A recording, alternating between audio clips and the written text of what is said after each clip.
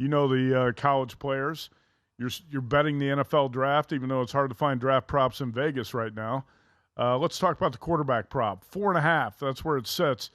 It's starting to creep to that range, Dan, where it's almost even money on over 4.5 quarterbacks. Now, Hendon Hooker would probably be the fifth quarterback, barring a major surprise. He's the Tennessee quarterback, would be the one that goes late in the first round to push this over.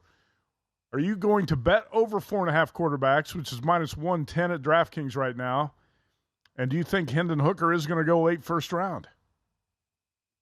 Well, I did bet it. I actually got even money for over 4.5 quarterbacks, and I do believe Hendon Hooker will be that fifth quarterback to sneak in the first round. It's the silly season in the draft, and you know how this goes. Teams are desperate for quarterbacks, and somebody always gets in what you don't expect. And I always look at all the mock drafts and the power ratings where people have slotted a grade for a quarterback. And my immediate thought is whatever they are slotted at, they're going to get drafted before then. So if you have somebody as number 50, I guarantee you they're going before 50. And that's just the nature of the NFL these days. If you don't have a great quarterback, you're just not going to compete the way you want to. So Hendon Hooker, in case people don't remember, when he tore his ACL, he was one of the betting favorites for the Heisman. I know because I had like a 70-1 ticket on him. I was pretty upset when he got hurt. The guy is a stud. He's 6'4", 218. Last year he had 3,100 yards, 27 touchdowns, and 2 interceptions. He ran for 435 extra TDs. I want to point this out. Tennessee was blowing out most of their teams that they played. His stats would have even been better. In 2021, he had 31 touchdowns and only 3 picks. The reason I bring that up is because he is not given enough props on how good of a player he is and how good he is at taking care of the football. He just doesn't throw interception. But the best thing about Hooker is his maturity. He has outstanding character. When he wasn't a starter when he got to Tennessee, he was supportive of his teammates. He reminds me character-wise of Jalen Hurts. How can you not root for this guy? I think day one, he makes your team better. I think a team is going to care enough about him. They're not going to worry about the second round grade, which is probably what he has. I think somebody's going to move up into the first round and make sure they get their guy.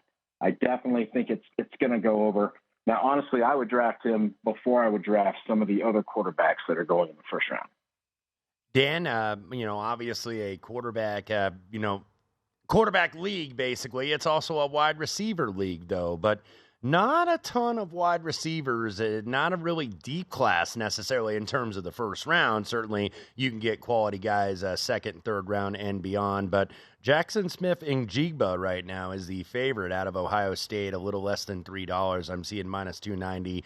Zay Flowers behind from Boston College at 4-1, and then Jordan Addison, the former Biletnikoff winner at Pitt, who ended up transferring to USC at plus 750. Do you have any bets in the wide receiver market as of now? I do. I did take Jackson Smith-Njigba as the first wide receiver taken. A little bit rich. I had to lay minus 230, but I think this is just a foregone conclusion. Let me ask you guys, what's the one position in the NFL where players are the most arrogant? Wide receiver. The diva wide receiver, Matt. There you go. Give them a prize. Ding, ding, ding. That is true. And let me tell you, this reminds me of the movie Top Gun. If you remember Maverick, he's in a room with the best pilots in the world. The commander is giving his little talk and speech, and he asks rhetorically if they think their name will be on the plaque, indicating that they are the best pilot in the class. And Maverick, without hesitation, answers yes. That is a wide receiver right there. That is who they are. They always think they're the best. And so this is what I want to point out. You remember when Jackson was teammates with Chris Olave and Garrett Wilson at Ohio State. If you remember, there was an interview in November of 21 with Kirk Herbstreit. He's talking to all of them. Now, keep in mind, Olave is breaking the record for most touchdowns in Ohio State history.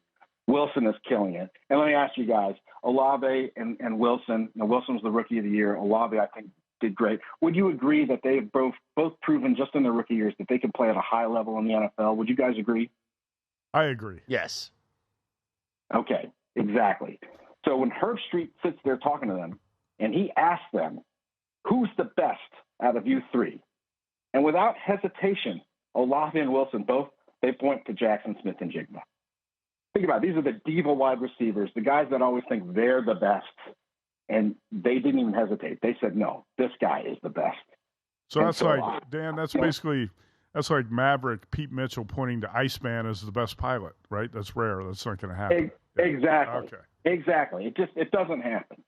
And that's just, to me, it's a testament of how good of a player he is. I think last year, you just have to throw it out. We had the injury. We don't know the ins and outs of the injury. I'm guessing he might have had his people telling him, hey, you don't want to jeopardize your status.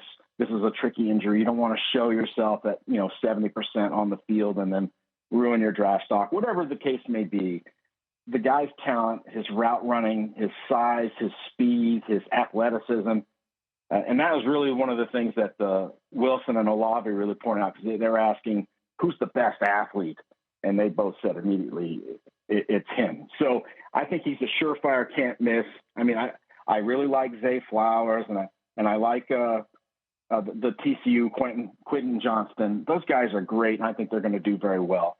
But as far as who should be the first wide receiver taken, it's got to be Jackson, which is why the price was so high at minus 230. To me, I think that's somewhat easy money. I laid that. All right, you laid 230 on Jackson Smith-Njigba from Ohio State to be the first wide receiver taken. You bet over 4.5 quarterbacks in the first round. I think you said it even money. And you're also going to bet, or you have bet, over 5.5 defensive backs in the first round, right? That's correct. I got it at minus 115. Like you said, keep in mind there's not a whole lot of books that are offering draft bets yet in Vegas. So 115 was the best I got. And I think what we have here, it's a consensus. I think everyone agrees. Devin Witherspoon, Christian Gonzalez, Joey Porter Jr., and Brian Branch, the safety from Bama, those guys are going to go for sure. And I think what we're going to have happen is, because it is a cornerback-rich market, and let's face it, I think corner is one of the most important positions in the NFL. You're going to pay a premium. I think you're going to see Deonte Banks from Maryland. He's going to get in there. And I think the last guy you're going to see shooting up in the draft is Cam Smith from South Carolina. Somebody's going to grab him. He's 6'1". He's a little slight, 180 pounds, but he runs 4.43. And last year, 18 pass breakups, 6 interceptions. Teams just actually didn't want to throw against that guy. And so if he's the type of corner that you believe can guard your number one receiver that you're opposing, you can rest assured, hey, let's put a pick. I think it'll be late in the first round, but he's going to get in there. And so it is kind of tough because, that's why the number's 5.5. Let's face it, it's not 4.5. If it's 4.5, everyone would put it down. But I think we have a really good shot of getting 6 defensive backs in this draft. You never know. Maybe Ringo might get drafted. Mm-hmm. I don't think so in the first round, but he could sneak in there. People might get a little nervous. I don't think that's going to be an easy winner. Let's put it that way. That 5.5 DB is over. I think you're going to be on the edge of your seat at the final picks of the first round on that one. But, Dan, I know you looked at my mock draft. It's up at VSiN.com. You had a couple of comments on that. If you did a mock draft today, where would you have Texas running back Bijan Robinson going? Well, first I got to say I love your mock draft because reading it, especially with the angles of sports betting, it's just superior to any of the talking heads you're going to see with all of their mock drafts. So I think you did a great job. Few minor quibbles aside. But Bijan Robinson, who is an awesome running back. Now, your question is where do I think he's going to go? I think he's going to go between the high teens to the mid-20s. He's going to go somewhere in there. That's not where I would take him, but that's where I think he's going to go. I'm just not a believer you should be really taking running backs anymore in the first round, especially when you have running backs like Spears from Tulane. He's not going to be a first-round pick, but he's going to be an excellent back. And I'm not trying to denigrate Bijan. I think Bijan is going to be awesome. Matter of fact, I think he's going to be like Saquon Barkley. He's going to take the league by storm. Everyone's going to love him. He's great. There's nothing wrong with him. But then in a few years, you're going to find yourself in the same position the Giants are in, where you have a running back who deserves a big contract, but you don't want to give it to him, and then you're stuck probably letting him go, which is what the Dallas Cowboys should have done with Ezekiel Elliott. They should have never gave him that contract. Yeah. This is that new situation we've got, and it's unfortunate because those players are awesome, But let's face it, running backs don't last very long, and their best years are usually those beginning years.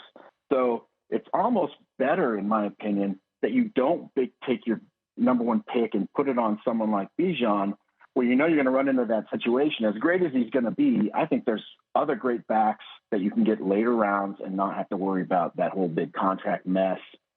But yeah, I think he's going late teens to mid 20s. Someone's going to put, I'm kind of laughing, Matt, because you put Dallas. It's like they want a second go round of the Ezekiel Elliott situation. I'm not quite sure I understand. Makes a lot more financial sense, though. Makes a lot more financial sense to have a running back on a rookie deal, because everybody in the world except Jerry Jones knew that Zeke contract was a bad one. Go to VSiN.com/subscribe to become a VSiN Pro subscriber today.